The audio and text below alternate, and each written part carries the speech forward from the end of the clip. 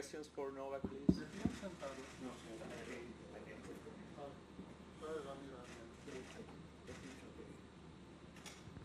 Congratulations for the victory. It was quite hot there. You noticed that? You controlled quite well, in any case, the game of Taylor. I didn't think it was really hot. I mean, it was a really pleasant temperature. Nice day to play tennis. You know, center court is played differently from other courts for sure. I mean, practice courts are quicker and you know, ball travels faster through the air. I feel like on the practice courts rather than the center court. So for my game style, it's actually quite suitable to play on the center. I like it. It's easier to say to return the ball, and I thought my serve was very efficient today. I had over 70% of first serves in. It's, I think, 7 aces. And if you serve well in these kind of conditions, it's a big advantage over your opponent. Obviously, I've played against the guy who serves well and plays really quick. But the beginning of the match was kind of close, and then I think 3-all when I managed to make the break and save a break point in the next game. I thought that was a turnaround, a turning point in the match. I thought second set I read his serve better and just managed to put an extra ball into the court, you know, and he made a lot of unforced errors, and I don't think he was playing at his best today, but I think it was a solid opening match for me of the tournament. Hi, Novak. Novak, I know you practiced with Stan before the tournament, and I'm sure you read the letter that he wrote. I'm just wondering, what are your thoughts on what he said in that letter, and do you agree with any of the stuff he said in there? We practiced and then we spoke as well about I think general politics in tennis, and from one side I do like the fact that he wants to get involved. He wants to express his opinion. I encourage that in every player. I think from a player standpoint, I think that players need to get informed, need to understand what the situation is, because every player that is added to that group is a positive contribution to evolution of the sport. But I did not agree that he went out, you know, in media, you know, posting a letter before speaking out to the guys from the council, and I've told him that, and you know, I understand his views, of course. I mean, there are a lot of fair points that he makes, and from the other side, I think there is maybe a different way that could be done in terms of communication. And but Stan and I always had a very honest and open relationship where we said what we think about, you know, each other or situation without any problems, and that's what I respect about our relationship, and that's why we've always been, you know, very good friends off the court as well, and as much as we are rivals on the court. And we made a photo after that, a selfie, smiling, so it's all good.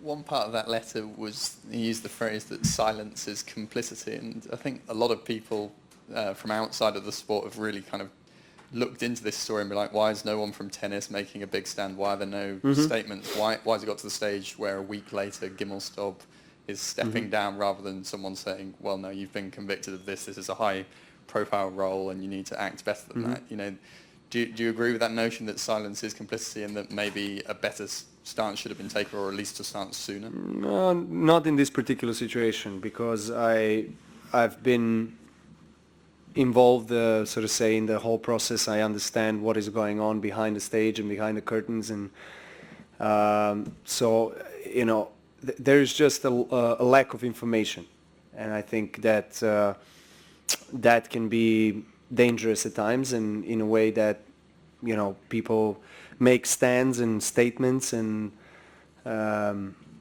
express their opinions publicly, and that can create just more damage than we should have and we should deal with. And I think that as I said a few days ago in my press conference, Justin made a good move under the circumstances. But I feel like there has been so much speculations that has taken this story to a place which then no one has a control of, and then anything that you say about this particular matter can be taken in a different way. So from the council standpoint, we try to understand the ramifications and understand every single detail before going out with any kind of statement. Or thankfully we didn't need to make any kind of moves or decisions because Justin understood the consequence, and he stepped down, and that's all there is to it. Right now we have I think 10-15 candidates for his replacement, and actually today was a closing deadline for 5 candidates, and that we'll present in Rome, and then we will have a new player board representative for Americas very soon. And we have to move on. Tennis world has to go on, and that is how it is. And I think all of us need to be stronger after that, and after this, the whole situation with Justin and everything that was going on in the last 4 or 5 months. There's been a lot of pressure on the council, and just a lot of maybe people stepping out in the media and just speculating and expressing their opinions without really checking first with us, and that's a part which I personally don't like. I just feel like that's where things get out of hand, and that's all there is to it. Hi Novak, congratulations for the victory. After the match, you say that you are very happy to stay here again, start winning, and you say too that you like to stay here to improve your level of Spanish. I'm going to ask you if you can say something in Spanish to all the people who supports you here in Madrid. And the other question is about your feelings here in the clay court of Madrid. Thanks. Muchas gracias por vuestro apoyo. Mis sensaciones son muy positivas aquí. It's not bad. Not too bad.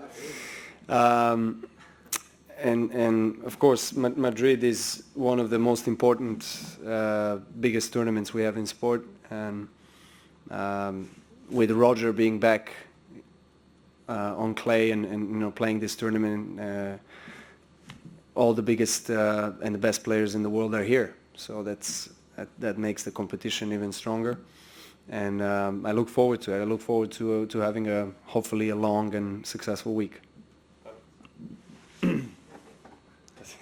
Novak, you've been coming with your brother as a coach several times since a couple of years. Maybe I wonder what the relationship looks like with him having to tell you what to do.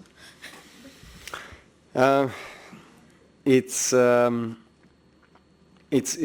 really nice to have family member with me on the tour, especially my brother that I love very much and that I care about, and he cares about me. And he stayed in tennis after he kind of ended his professional career. He's now coaching, so he's working in Marbella where he lives.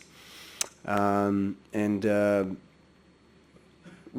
I reunited with Marian, obviously, Marian spent quite a few weeks with me from April to end of last year, and he was committed, but also he has family, and it's hard for him to travel full time. So I needed to have someone else, and I found that at this point in my career and this time I am the most comfortable with my brother next to Marian. So that is kind of an agreement that we have between each other, and it's very interesting because obviously we know each other very well. Marco has been practicing with me so many times in our lives, and playing doubles with me, and then coaching me. it's different feeling, to be honest, you know. But right now I'm used to it. At the beginning it was kind of strange because I didn't know, you know, how I should behave towards him. You know, sometimes I'm not so easy on the court, but he's tolerating that, and he's really amazing. You know, he's very patient, and he puts his heart into it. Novak, you have the opportunity for a second time to win 4 slams in a row, which is something no one in this era has done. I'm wondering, in light of what happened last time after you achieved that, how are you approaching this period and the French Open, and kind of what have lessons learned that perhaps you don't want to do again? Well, I mean, having achieved that in 2016 was maybe the ultimate achievement that I had in my career, you know, holding all 4 slams at the same time. And, you know, after that, I was talking about it before that I never thought that I will reach the phase where I'll be emotionally drained and really, you know, kind of put in a position where I have to find a new drive, that I have to find new motivation, and that's what I felt. Aside of the obvious thrill and joy of achieving that, after a little while I just found myself in a strange emotional situation where just I felt quite empty, and it took me a while to really reinvent, so to say, and redefine what I want to get out of my career, how I want to keep on playing tennis, and where's the motivation coming from. So that was one of the biggest turning points in my life and in my career, to be honest. And when I look back at it right now, I'm grateful, because at the time it wasn't easy, of course, but because I was reluctant, as we all are, to change sometimes, but it had to be done in order for me to evolve and just keep on growing. And, you know, right now it's quite phenomenal. I'm in the same position again to if I would win a French Open, to achieve this historic achievement again. I think I'm approaching it with more experience now. I'm approaching it with less additional pressure. I say additional because the pressure is already there. I mean, it's normal in a way, but I had additional pressure from my side because of anticipation, you know, to win Roland Garros in 2015 and 16. So it's in God's hands, you know. If it happens, I think I will be dealing with it definitely much differently than I have 3 years ago. But there's still a long way to it. I have Madrid and Rome. They're big tournaments, and I need to up my game on clay for sure if I want to get a chance to win Roland Garros. Thank you. Thank you.